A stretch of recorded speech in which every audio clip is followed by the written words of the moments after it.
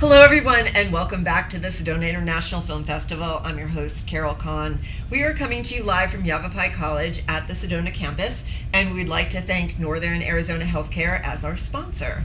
And I would like to introduce you to Paul, who is here with the film festival, one of our filmmakers, and your film? Americanish. Americanish. Yeah. Awesome. Well, thank you so much for being here. This is your first time in Sedona. Yeah, no, it's beautiful, and you guys brought the snow for me, so that's.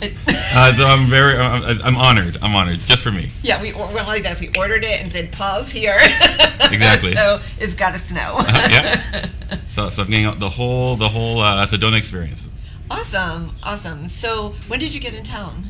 I got in town Monday night. I drove from LA, and it's as I was driving, through the roads at like 10 p.m. I'm like, it's not as pretty as people say they did.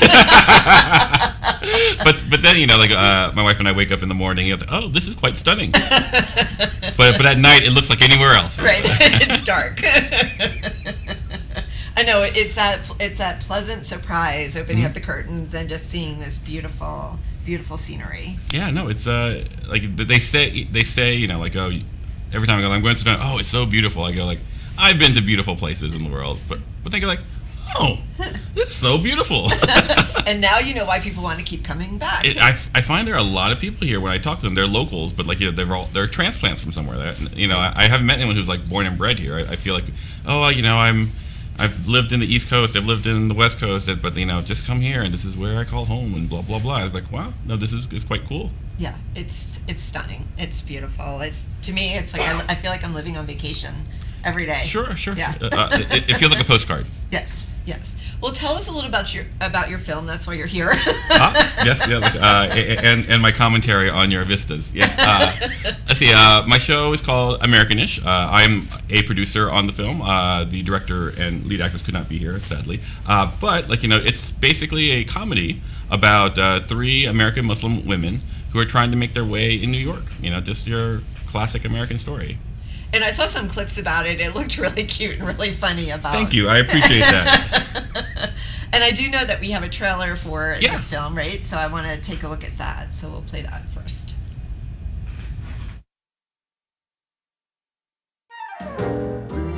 Mom, don't you want us to have more than this? Be something? Yes, but first you go and get married and have children. Then go, be whatever you want. Dude, I'm never gonna be able to afford my own place. Home's not that bad. It's a zoo, Mariam. What's the purpose of your visit? I'm here to find a nice Pakistani-American doctor to marry. Jeez, it's just a study group. The MCATs aren't gonna ace themselves. I wanna go to Harvard. It has the best PEDS program in the country. Hey. I gotta tell you, Roombas really freak me out. If you're gonna get a Roomba, just put it only in your room. Khala, these prices are ridiculous. We will pay you $24 for them. My daughters, they think they know everything best. You know what? I'm a grown woman. Boys don't like girls all covered up. You're never going to get married with that scarf on your head. I don't want to be with someone who doesn't get my values. Our country is being overrun by immigrants. You're working on the Douglas Smarts account. I mean, the guy is a racist. I got a call from the hospital. I'm gonna have to go in. You don't need to marry the first guy who shows interest in you.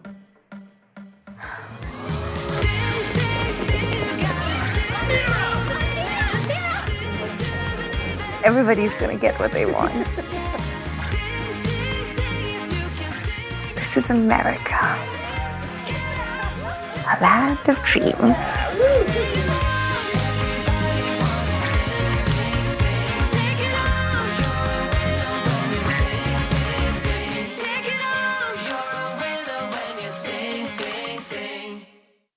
That is so good. Thank you. We're very proud of the movie and the trailer, so I'm glad people respond to it. Yeah, no, it's great. Where did the inspiration come from the film? Well, the lead actress has been doing this one-woman play for the last decade or so about basically she plays a series of Pakistani women from like the age of like 5 to like 60, and like and she just transforms back and forth and portrays basically Muslim women in a way that you don't normally get to see on television. And so my director was walking by the Playhouse, the Cherry Lane Playhouse, she always says, and went to see the one-woman show, and immediately knew that this was what she needed to do. And so like they met, and they thought, we gotta make a movie, okay, and then all of a sudden like we're here. Like it was just a combustion of fate, I suppose.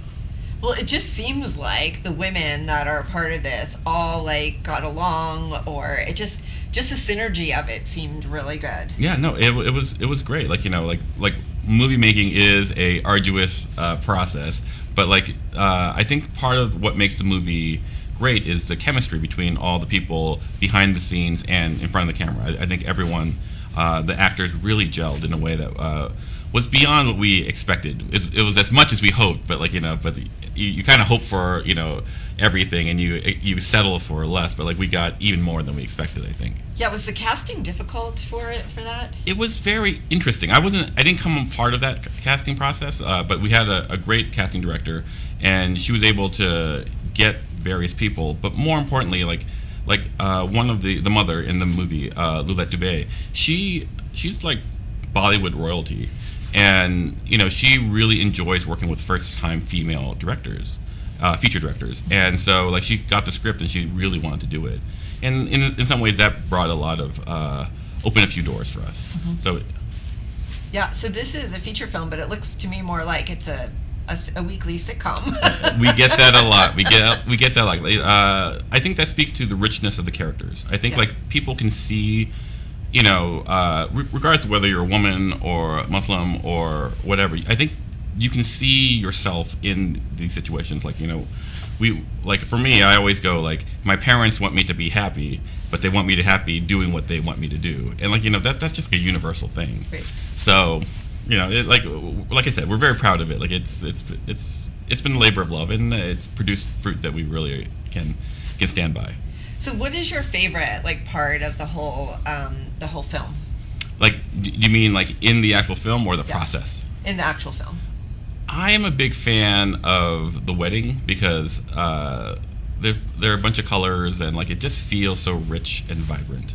I think, and what it does is like it really encapsulates what the movie's trying to feel like. Like there's a certain joy, forwardness about it that really captures the spirit of the film, I think. Mm-hmm.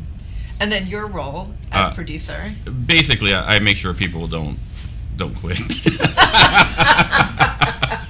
Like like with any independent film, like you're always under budget, and when you're under budget, and you're working long days, it's this aspect where like, oh my God, do I really need to be here? And like that's when I come in with, would you like some coffee? How are you doing? But I've been part of it from the writing phase to. Right now, we're looking for distribution. So, like, I'm kind of a creative producer, and I call myself creative spackle. So, like, wherever I'm needed, there you go, and you just seal up the edges, and then you paint over me, and you don't see my influence at all. But that's just my baggage. I think everybody feels your influence. Oh, well, thank you. Yeah, don't underestimate yourself. So, where has this film, just in working with it, where is it taking you next? Right now, a group of us, the director, myself, and the producer, we're working on another feature. Basically, it's going through various workshops. It's going to be pushed at Sundance for a little bit, and blah blah blah. It's all a pipe dream until it happens. But but it brought us together. Although the producer, I'm sorry, not the director, and I, Iman Zwari, we went to film school together. So we've been collaborating for 15 years. So it's very easy for us to work with each other. But so we have a feature about her experiences growing up brown and Muslim in the Florida South, in the Panhandle, and basically she in high school cut school and went to the MTV Grind, and this basically is a fictionalization of her ditching school so it's a coming of age in the South, being brown and Muslim. Awesome. Awesome. And you talked about distributorship. So how difficult, or has it gotten easier? I mean, I know that there is, with Amazon and Netflix and all of that, is it any easier to get distribution, or is it still pretty difficult? I suppose it's easier to find someone who will take your movie and distribute it. It's harder to find the right person to take your movie. I take it back. It might not be harder. It's still hard to find the right person who understands your movie and knows what to do with it. Like, we finally met some people who appeared to be able to do that, so we're very hopeful. But it's very important to really know what your film, how it's going to be received by the public, and find the people who have the contacts to really facilitate that. Otherwise, you wind up having a movie that goes to the wrong venues and no one sees it, and then I wouldn't say thrown away, but you've really diminished the efforts that you've put in for the years before. And your film is being shown in Sedona? Yes, it's being shown on Thursday at 1 p.m. at SPAC. Sedona Performing Arts Center, yes. So I'm trying to sound like a local. Yeah, I'm showing at SPAC. You're doing good there. Keep going. Yeah, and so 1 p.m. at SPAC. It's supposed to be a pretty big theater, but it should have a lot of energy, and I'm supposed to do a Q&A, and I guess that's worth something. It's a beautiful theater. Is it? You'll really like it. Yeah, yes, I'm very excited. I'm very excited. I did not know what to expect from the Sedona Film Festival, and I'm again and again pleasantly surprised. Well, good. Well, we hope that you're going to come back, because most of our filmmakers do. So now the pressure is on. Yes. So for me to make a film, they go or it'll be that Paul, he really mouths off. I don't know about that guy. All right. Well, you do have an invitation to come back, so we're just saying that. Oh, thank you very much. Thank you very much. And it carries a lot of weight in this room. Oh, I don't know if you know that. Very good.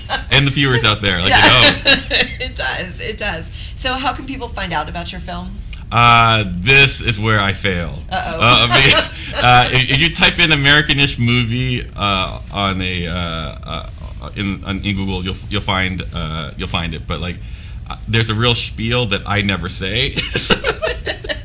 But we have an Instagram account, so just Americanish movie, and you'll find all the stuff there. Okay, so I'm going to put some pressure on you, because you need to know our hashtag for the Sedona Film Fest. Is it? It's drilled into my head. So is it hashtag Sedona Film Festival? Close. Sedona Film Fest 2022. Very good. So you're gonna take this, right? Yes. This interview, and then you're going to put it all over social media. Yeah, I definitely, and I'm going to get roasted for not knowing. I'm sorry. I'm terrible. I'm hideous. Don't look at me. I think you're doing fine. So Americanish, you can Google it, and you'll find out all the information. Americanish movie, yes, right. Americanish movie. Yeah. Awesome. Well, Paul, thank you so much for being with us. It's been such a pleasure talking with you, and I look forward to seeing you throughout the festival. Awesome. Same here. Awesome. Yeah. And again, don't forget to follow us on social media and tag us, hashtag Sedona Film Fest 2022. We'll be back with more filmmaker interviews after this.